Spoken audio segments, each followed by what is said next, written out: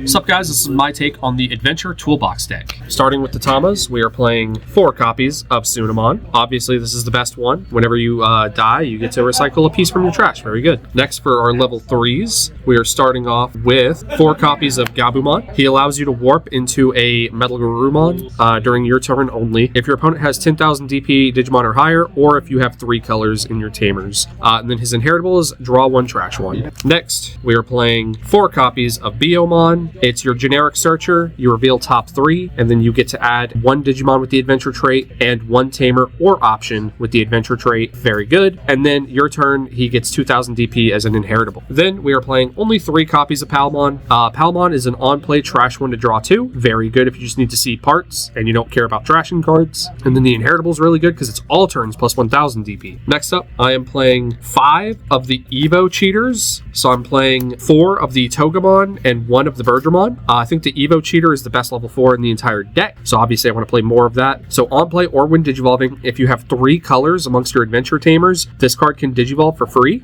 without paying the cost, of course. Like, you just any card with adventure just for free. This one has plus 2,000 DP during your turn, and the one I'm playing 4 of is all turns plus 1,000 DP, which is why he's the 4 of. I think the all turns DP is more important. Makes him harder to get rid of. The rest of the level 4s, I'm playing 2 of the Taunt Greymon. This card only requires 1 tamer on the board, whether it's a tie or any adventure tamer, and then you give one of your opponent's Digimon taunt.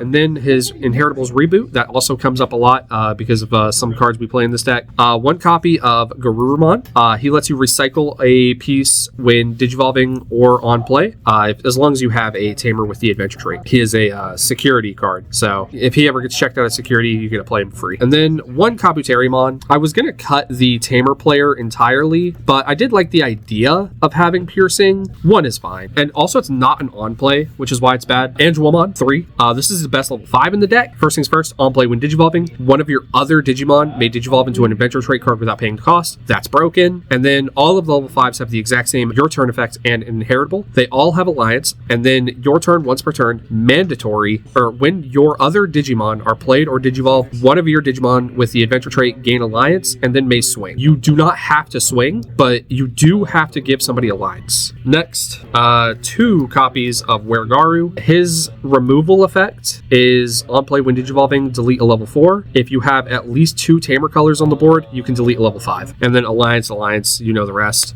2 copies of Zudomon. This is basically Zudomon Ace in a adventure deck. It's really good because on play when digivolving, for every 2 colors in your tamers, you can strip 1 source and then bounce something on the board with 1 or fewer sources. So that's really good. And then 1 copy of Metal Greymon. Metal Greymon is on play when digivolving. For every 2 colors in your tamers, you can de-evo 1 on 1 stack. So it doesn't let you spread it, but you can de-evo multiple times on a 1 stack. So that's really good. I am considering cutting 1 copy of Wergaru to play a second Metal Greymon, because Metal Greymon is very good. But right now, that's just kind of how I had it set up. Going into my level 6s, we're starting off with a full 4 copy of Metal Garurumon. Metal Garurumon is the best ace in the deck. So first things first, hand counter blast, you already know. On play when digivolving, you can return one of your opponent's Digimon to the bottom of the deck. It starts at level 4, and then for every 2 color tamers you have, you can increase the bot deck amount by 1. So for 2 tamers, you can do a level 5, and so on and so on. And then when attacking once per turn, you can play a level 4 or lower adventure card from your trash without paying cost. Next, we are running just a 1 Wargreymon Ace.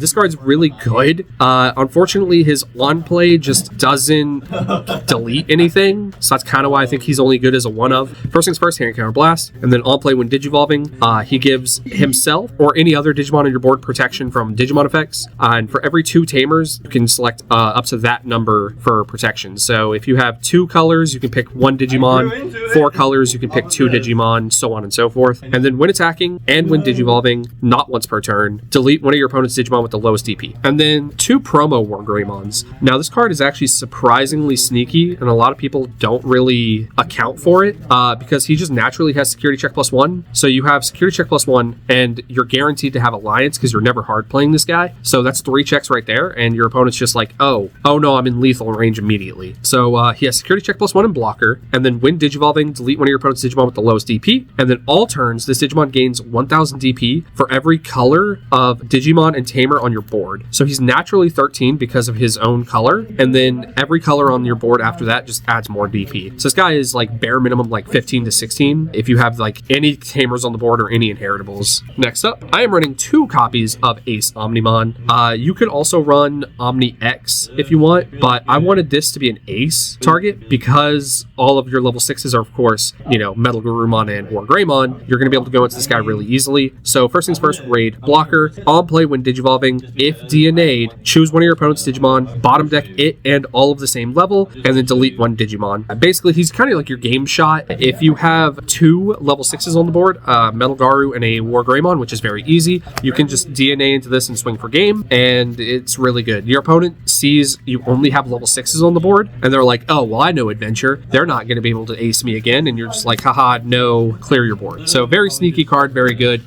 Be warned, do not go into that unless you think you have game. Otherwise, the overflow is basically 10.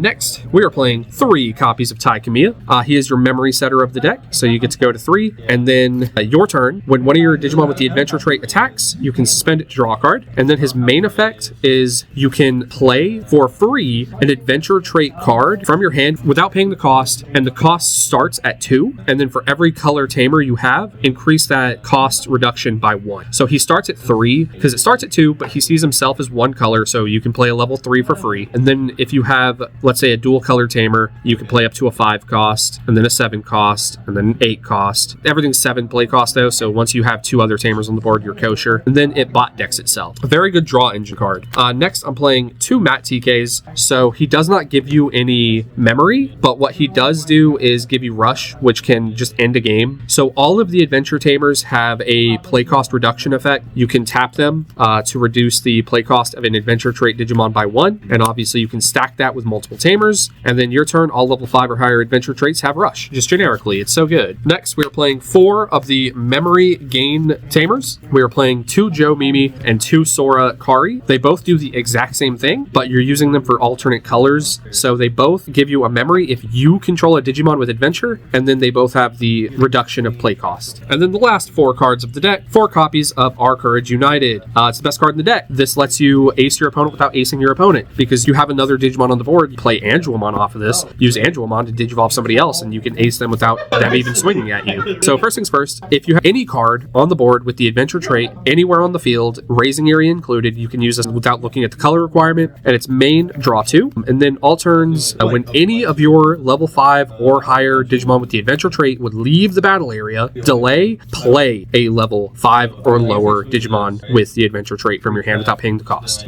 Security, place card in the battle area. So this card can win games so easily, because if you do have your Rush Tamer on the board, let's say you swing Security with your level 5, it dies, you can just proc this to play it and then swing with another level 5. It's kind of disgusting. So yeah, easily best card in the deck. So yeah, if you guys like this deck profile, make sure you like, comment, subscribe, and have fun with this.